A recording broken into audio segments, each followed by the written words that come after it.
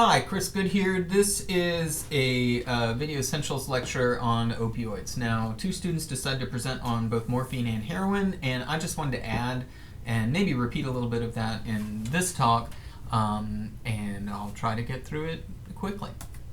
So opioids, and that's all of the products of the opium poppy we call opioids, including synthetic substances that are resemble those compounds that are found in the opium poppy. These are all collectively called opioids. The first two opioids we'll talk about, which are morphine and codeine, are naturally occurring substances. They come from the opium poppy. They've been around for literally thousands of years.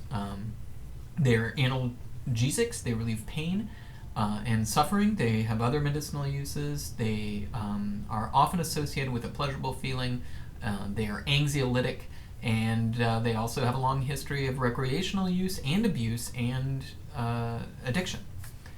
So the plant is genus and species of Papaver somniferum, and it's an annual flowering plant. It grows about 3 to 4 feet high. It has beautiful, beautiful flowers. They're the poppies that you see in these very big fields.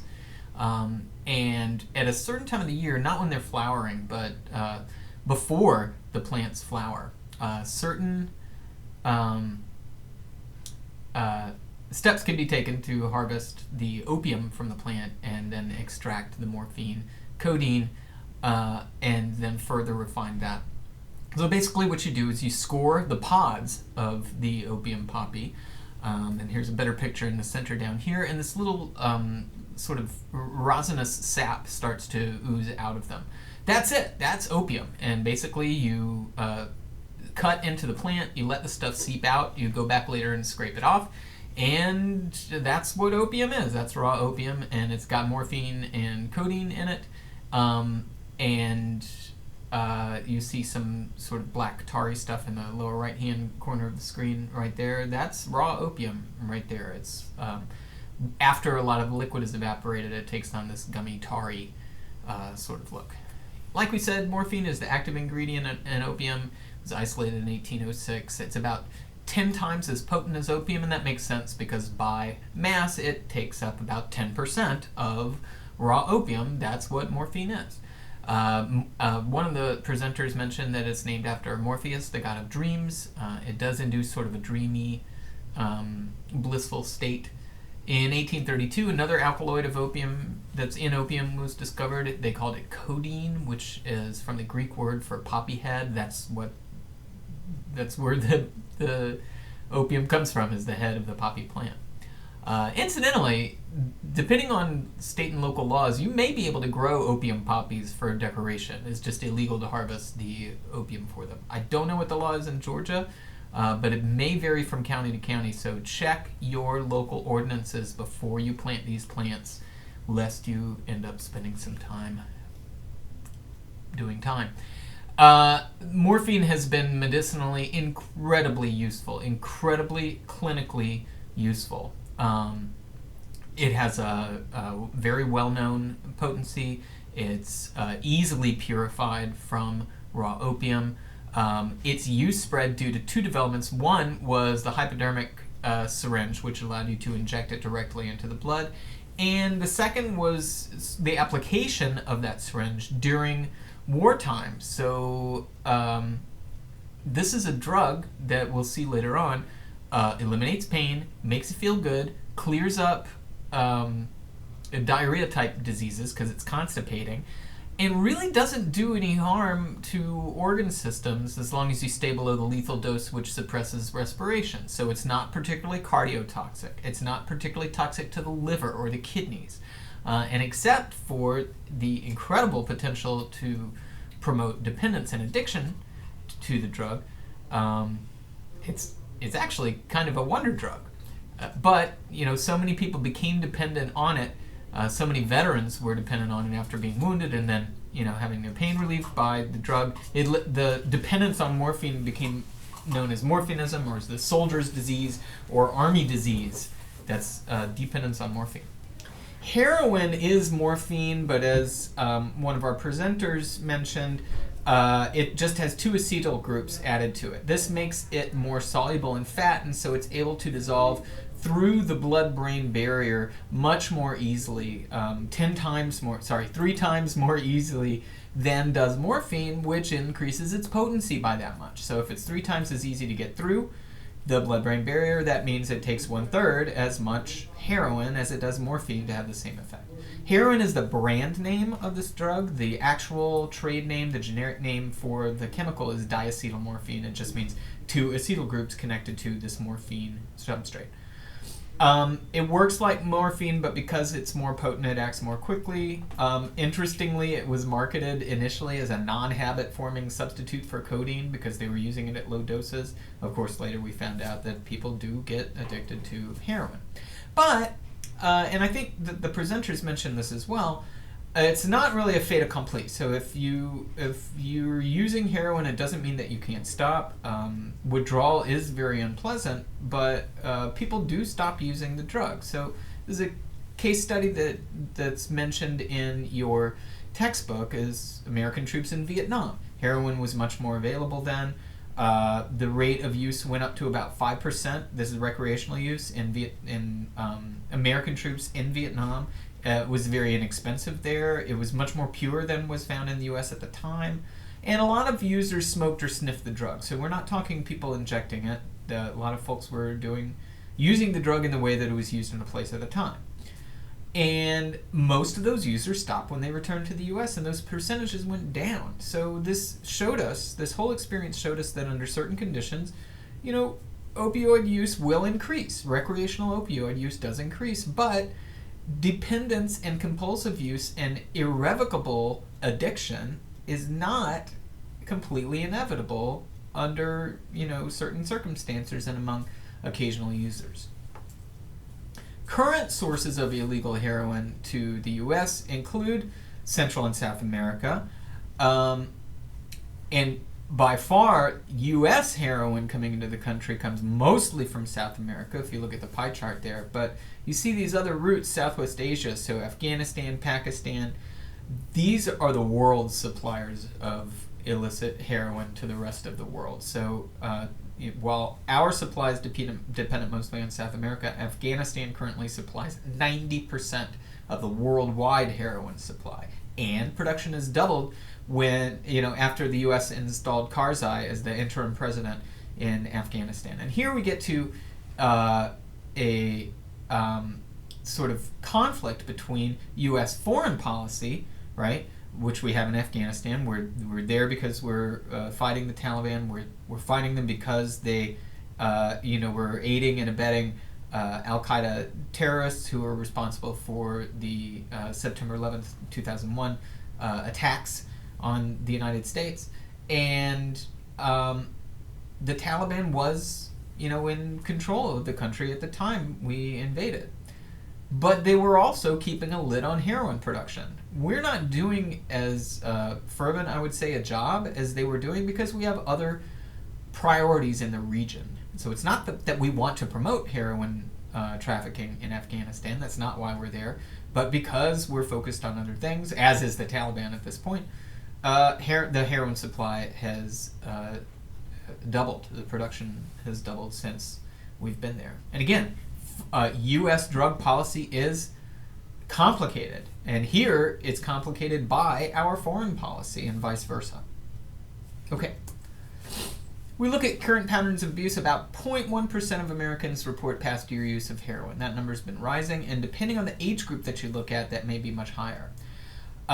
Most of the people who are using opioids are using prescription pain relievers. They're mostly taking them orally. But you know what? The same type of dependence and toxicity can occur from the misuse of these drugs. There's a special problem with a brand name called OxyContin. So this is a formulation, and you can see an image of the pills on the lower right-hand side. This is a formulation that is, the drug is sort of packaged into these cellulose walls so that it can be time released over the period of hours and hours, so that you're getting low doses that are continually being released in the digestive tract. Illicit users are crushing these time-release capsules, time-release pills, to get a higher dose to the brain more quickly. So if we look at raw opium, about 10% of it is morphine by weight, and of course heroin goes through the blood-brain barrier much faster. We've been trying for a long time to separate the analgesic properties of opioids with the dependence or reinforcing properties of opioids, and we just haven't been able to do it. We have come up with a number of different compounds in addition to heroin. Morphine and codeine, remember, are those ones that are already present in the plant. Heroin can be is converted from morphine in a couple of very simple organic chemistry steps. There are a number, and so heroin is then itself a semi-synthetic drug. There are a number of different synthetic drugs like methadone and oxycodone, hydrocodone. Fentanyl is another one. It's an extremely potent drug that is delivered sublingually, so it comes in a sort of a lozenge that you put under your tongue. What else can we say? I do want to mention a couple of drugs that were not mentioned by the presenters this week, and these are the opioid antagonists. These are drugs that do the opposite of what opioids do. They block the action of opioids, and two examples are nalorphine and naloxone. Why would you use these drugs? Well, two main uses that I want to talk about is to rapidly initiate withdrawal syndrome. So there are conditions under which one would want to actually induce heroin withdrawal in users. And we'll talk about that a little bit later on. It has to do with a detoxification regime. And the other mainly is to reverse depressed respiration from an opioid overdose. So if you get somebody in the emergency room and they've overdosed on opioids, you can give these drugs to basically block the receptor that opioids activate and therefore rescue them from respiratory suppression.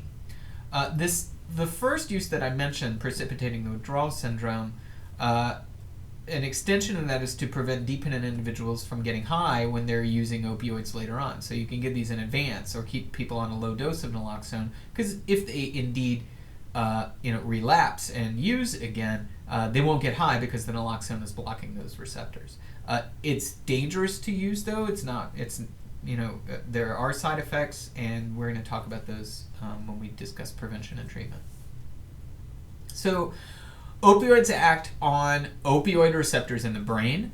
We make our own opioid-like neurotransmitters, and these come in two families. They're called the enkephalins and the endorphins. Endorphin is short for endogenous morphine, right?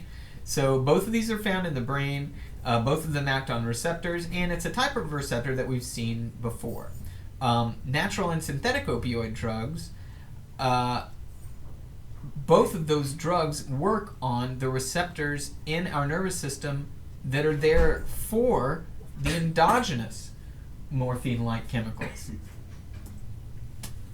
The receptor for opioids, and there's three different types of them, but they are G-protein coupled receptors, just like the adenosine receptor we talked about when we discussed caffeine, just like a specific type of noradrenergic receptor. And G-protein coupled just means that normally the G-protein that you see in purple over here in label number 1 is coupled to the G-protein coupled receptor, right? It's stuck to it. And when the opioid binds to its receptor, the G-protein splits into two different parts, the alpha and beta subunit and the gamma subunit.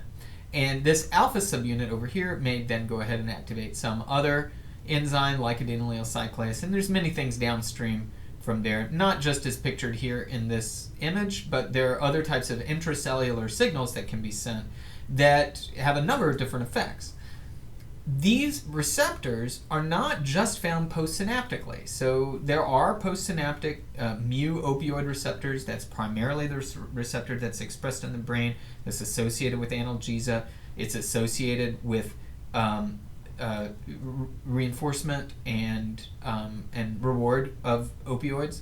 But those G-protein coupled opioid receptors are found presynaptically as well and can modulate the release of other transmitter systems. And in the reward system, it's thought that it is sort of an disinhibition of presynaptic release of GABA, which normally functions as an inhibitory transmitter, right? But when opioids bind presynaptically, right, it decreases the release of GABA, so it decreases the inhibitory action of GABA, perhaps on some dopaminergic neuron that is involved in the reinforcement pathway. At least that's one possible mode of action that has to do with reward and reinforcement. But medically, the drug is predominantly used to relieve pain. It decreases your awareness of pain and your response to pain without really doing anything about the pain source itself. It doesn't really knock you out and put you to sleep, but it will make you pretty drowsy. It's also been used to treat certain intestinal disorders like diarrhea-type diseases, colic, and those are dangerous diseases if they're recurrent. It does this by decreasing peristalsis in the lower intestine, and it basically induces constipation. You can still buy opium on the market. With prescription. Paregoric is the name of the drug, and it's an anti-diarrheal. The anti-diarrheal compounds that you buy over the counter are morphine-like substances that are not habit-forming, so they don't get you high, but they do still interfere with peristalsis or suppress it. It's been used as a cough suppressant. Codeine has been used for a long time to reduce coughing. It's still available over the counter in a lot of different countries, not in the U.S., but you can buy it over the counter in Canada, and you can get it in prescription cough medicines here in the U.S. Remember that non-prescription cough medicines will have the opioid analog dextromethorphan, which we've already discussed in this class, and will come up again when we talk about hallucinations. So the thing that people think about probably most often when they hear about heroin is its potential to promote dependence. And there are a couple of reasons why this drug is so addictive, is literally so addictive. One is tolerance. Tolerance develops to most effects, both for medical and recreational usage. So people don't get as high as they did at the same dose in recreational, and people don't experience as much pain relief when using it medically. So, the longer you take it, the higher and higher the dose that you need to maintain effects. And that's one mechanism for dependence, because, you'll need more of the drug and you're not getting as much, and so you have to keep taking more. Cross-tolerance exists across all the opioids, so if you can tolerate more heroin, that means you need more morphine to relieve your pain. You need more oxycodone to relieve your pain, etc. There's a lot of expectation effect, right, in the addiction process for many drugs, but especially for heroin. We'll talk, if we get a chance in class, we'll talk about reflex responses to stimuli associated with taking the drugs, but the drug taking setting has a lot to do with the addiction process. Another thing that really isn't on the slide, but I want to mention, is the fact that the effects of heroin and the other opioids stop abruptly. And when something wears off abruptly and you're developing a tolerance, that means you're going to be using it more frequently and at higher doses, and both of those things combine to promote addiction. We've talked about how the signs of physical dependence really aren't as important as treating the addiction regardless of whether you show physical symptoms or not, right? And that depends on the drug that you're addicted to.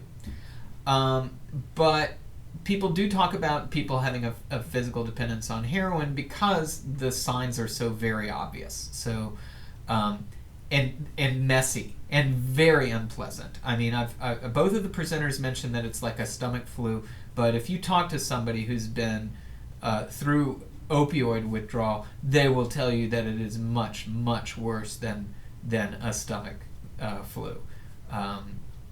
It is extremely painful. It's excruciating. Remember, you've been suppressing your pain receptors, which normally aren't reporting any pain, but they've tolerated so much opioid in the system for so long that without it, you get this rebound, extremely painful withdrawal, and couple that with the diarrhea and the nausea, and it's an extremely unpleasant withdrawal, but it's rarely life-threatening. So it's not the emergent situation that withdrawal from drugs like alcohol or benzodiazepines and other depressant drugs can be.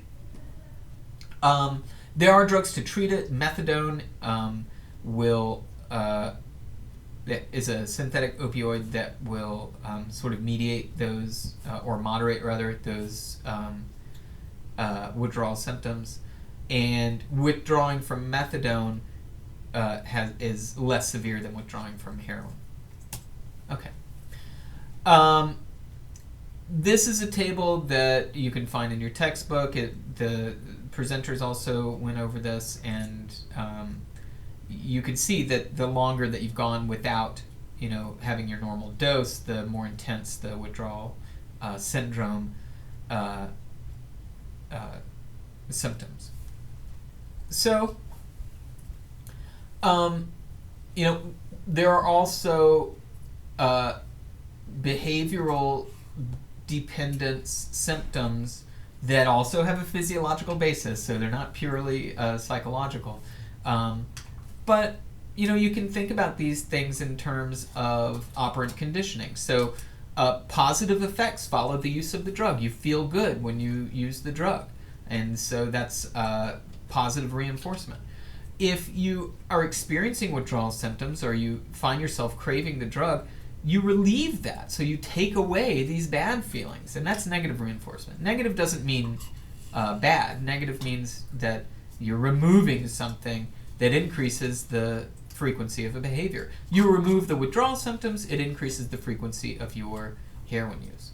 And again, like all drugs, the faster the drug gets to the brain and in the greater amounts, the more likely it leads to dependence. So, of course, injecting opioids, and the more fast-acting it is, the more likely it is to lead to dependence. And hence the needle habit that has been sort of the stereotypical sort of worst case that people think about when people become dependent on a drug. We mentioned this earlier, that setting is very important. All of these, the place that you use the drug, the people you use the drug with, the ritual that you go through in preparing the drug, all of those things become associated with the reward process, so that just the process of using the drug becomes rewarding in and of itself. They're secondary and tertiary, et cetera, reinforcers. When you die from a opioid overdose, it's because you stop breathing and you suffocate and die. Opioids depress respiratory centers in the brain. Your breathing becomes slower and shallower, and the end state is that you stop breathing and die. If you add alcohol into the mix, then that becomes even more of a concern. And the presenters already mentioned the overdose triad: coma, right? They're non-responsive; depressed respiration; and pinpoint pupils, and that's sympathetic, parasympathetic effect of the drug. Let's see. Once people start injecting the drug, of course, there's the possibility of blood-borne diseases. To prevent withdrawal, again, because the effect of the drug wears off so quickly, you need multiple injections during the day. It's very expensive. It's very risky to overdose once you start using heroin, which isn't available in the purity that you see with the prescription opioids. And you honestly don't know what you're getting. The free market principles do apply to illicit drugs, but they're buffered by the fact that it's illegal to do so, and so there's not really a Better Business Bureau for drug dealers. There are other health problems associated with the injection habit, and I'm not going to spend time on them here. Finally, let's clear up some misconceptions about heroin use and other opioid use. Not everybody experiences the euphoria that is so commonly described in opioid use, especially heroin use, especially intravenous injection. It takes a few times, right, to sort of build up a tolerance to the negative effects. But tolerance to those negative effects might develop more rapidly than to the positive effects. I know that the textbook says this, that it's similar to a mild case of the intestinal flu. It does not feel like that. I've talked to many people who have been through opioid withdrawal, and depending on how you do it, it's extremely unpleasant. But again, not usually life-threatening. People don't usually become dependent after trying it just one time, but there's no way to know that for sure for any individual person. And people who spend a long time trying to get over an opioid addiction will usually tell you they wish they had never used it that first time. There's probably about 500,000 opioid-dependent Americans, probably 2 to 3 times that many occasional users of opioids and heroin. And again, that number seems to be increasing, and it depends, on sort of the drug du jour. People are moving away from methamphetamine now. Maybe that's behind an increase in heroin. We'll have to see what happens with that in the future. That's all I'm going to say, and I will see you next time.